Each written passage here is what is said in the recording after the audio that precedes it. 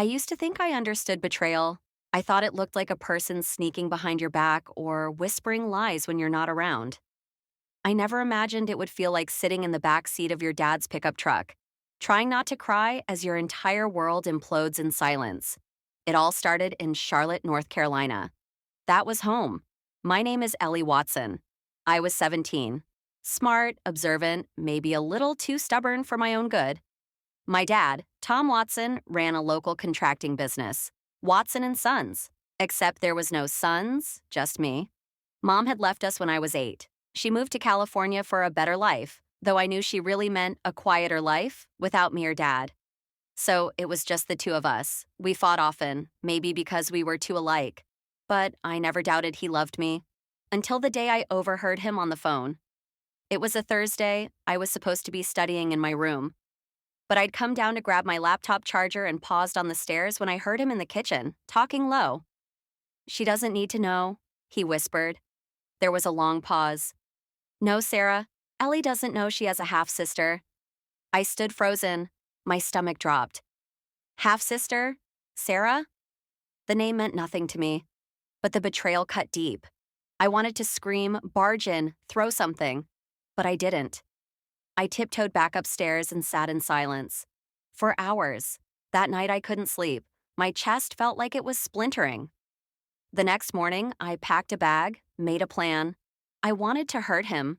Not physically, but emotionally.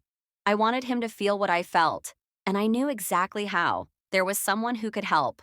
Enter Tyler Monroe. Tyler was 28, charismatic, confident, and ran the design firm Dad's company collaborated with. I'd met him a few times at job sites. He always called me kid, which I hated. But he wasn't like the others. He was cool, stylish, the kind of guy who seemed to know what people wanted before they did. So I showed up at his office. He blinked at me in surprise. "Ellie, you okay?" I lied. "Dad kicked me out." Tyler frowned. "What? Why?" "Just stuff. I need a place to crash." He hesitated. "Ellie, I don't know. I won't be a problem, just a night or two. Please." He sighed, finally nodding. "All right, but you tell your dad, or I will." "Deal," I said. That night I laid on his living room couch, staring at the ceiling. This was it, my big plan. Run away.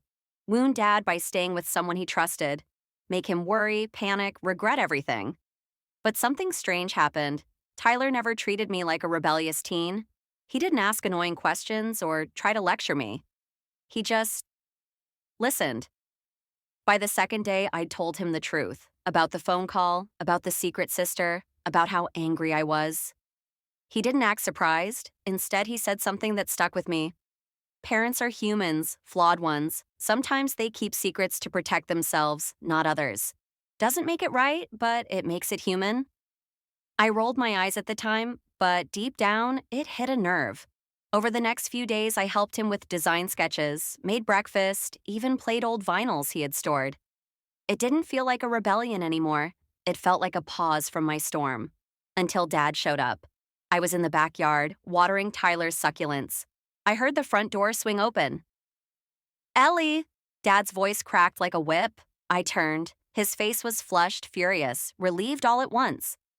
"What are you doing here?" he demanded. "I needed space," I replied. "From me?" I nodded, biting my tongue. Tyler stepped in. "Tom, maybe let her speak." But Dad wouldn't listen. "You think staying with my friend makes this better? You think this is funny?" I exploded. "No, I think you hiding a whole human being from me is messed up. I think hearing about my half-sister from a phone call makes everything worse."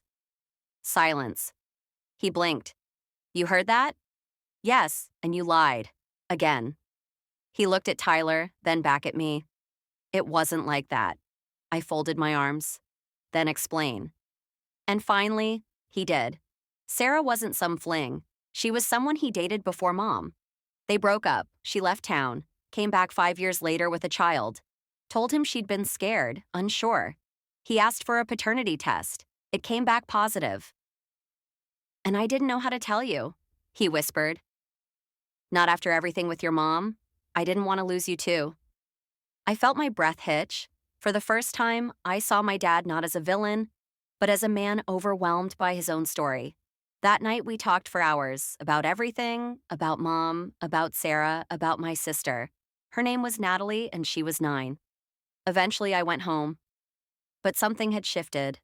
Tyler and I kept in touch, not in a weird way. He became a mentor of sorts, encouraging me in design, helping me land an internship.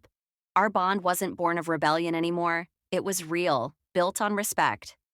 Months later, I met Natalie. She looked just like me. Same laugh, same stubborn eyes. And I didn't hate her. Not even a little. Because none of this was her fault. And Dad, he started showing up more. Not just physically, but emotionally. We weren't perfect, but we were honest now, and that changed everything. Funny how a plan to hurt someone led me to healing instead. Life's messy. People are messy. But sometimes, in the rubble of betrayal, you find something better than revenge. You find truth. And if you're lucky, maybe even forgiveness.